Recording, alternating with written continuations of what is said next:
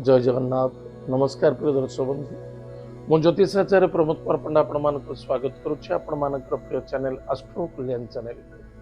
प्रिय दर्शक बंधु जो व्यक्ति मन चैनल को देखुंटे सब्सक्राइब करना सब्सक्राइब करूँ, लाइक करूँ, अधिक अधिक शेयर करूँ।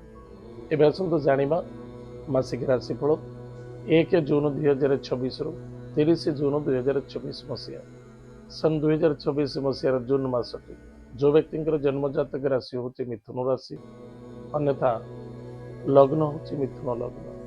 जदि आपण पाखे जातक ना नाम राशि हूँ मिथुन राशि ताले एपिसोड देखा अत्यंत आवश्यकता अच्छे।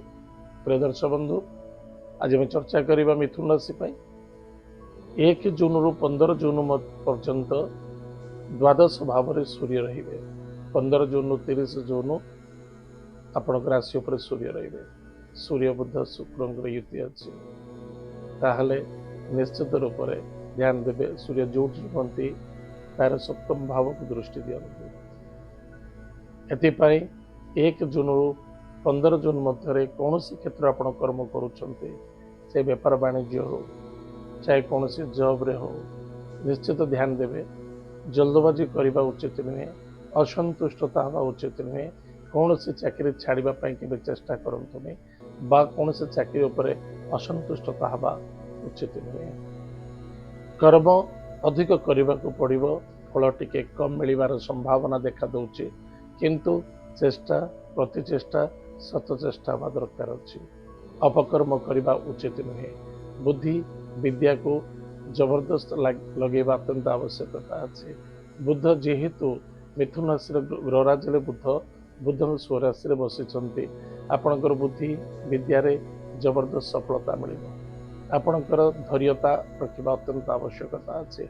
परिश्रम करने फल को आशा न रखी कार्य कर चलवा निश्चित रूप तार रिजल्ट आपन को मिल। एत व्यतीत कौन सौंदर्यमय जिनस प्रति आकृष्ट हवा एवं क्रय करने स्वाभाविकता। अर्थ जदि खर्च हुए निश्चित रूप से बहुमूल्य अर्थ प्राप्ति हम। आपणकर चतुरता, आपणकर समझदारी, आपणकर बाणी, आपण व्यवहार जोगु किसी अर्थ प्राप्ति जोग देखा दूची। विद्यार्थी विद्या क्षेत्र में यथेष्ट सफलता अर्जन करेंगे। निजर चाह निजर आनंदता निजर चिंताधारा आपको निश्चित परिपूर्णता प्रदान कर। किंतु मन रखिथिबा दरकार अर्थ जदि खर्च हुए शौकीन जिनस कौन से साजसजा किसी खर्च होवार संभावना देखा दूचे।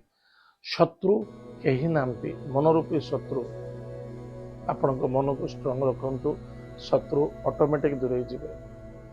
ताहले 1 जून रु 15 जून पर्यंत शत्रु आपणकर मन हम, किंतु मन रखिथिबा दरकार विवाह मांगलिक कार्य मध्य सफलता सहयोग आपन को निश्चित मिल। जदि आपण सफलता चाहते निश्चित रूप से आपण बुद्धि को चतुरता करूँ, परिश्रम करने को पड़ो, कर्तव्यवान हूँ, निश्चित रूप से आपणकर उत्तम जो मैंने प्रॉपर्टी जमीन जायदाद क्षेत्र में बिजनेस करुँच क्रय विक्रय करुँच ब्रोकरेज लाइन अच्छा मसरे किसी अर्थ जोग अच्छी एवं सफलता मिल। जो मैंने इलेक्ट्रोनिक्स इलेक्ट्रिकल लाइन में काम करुँच अन्यथा कौन घरे उपकरण द्रव्य वस्तु पदार्थ को क्रय करुँच विक्रय करुँच अन्यथा कौन फैक्ट्री अच्छी आप कम करुँच आपन को यथेष्ट क्रय विक्रयता वृद्धि पाइब, सफलता हम। ताले प्रतिकार कौन करवा, प्रत्येक दिन प्रातः समय स्नानादि कार्य सारी भगवान विष्णुंकर सहस्रनाम स्तोत्र पाठ करवा, सूर्य नारायण को जल अर्घ्य दान करवा, रविवार मंगलवार दिन स्पेसिफिक शनिवार आमिष भक्षण करवा नहीं। प्रत्येक दिन हनुमान चालीसा पाठ करने चेष्टा करवा, निश्चित रूप से आपंकर मंगल हम, सफलता देखा। प्रिय दर्शक बंधु, एत थिला मिथुन राशि व्यक्ति मानक मासिक राशिफल। आज तो समय जाइए, कार्यक्रम को आम ये रखुचु। पुणी देखा जय जगन्नाथ। नमस्कार।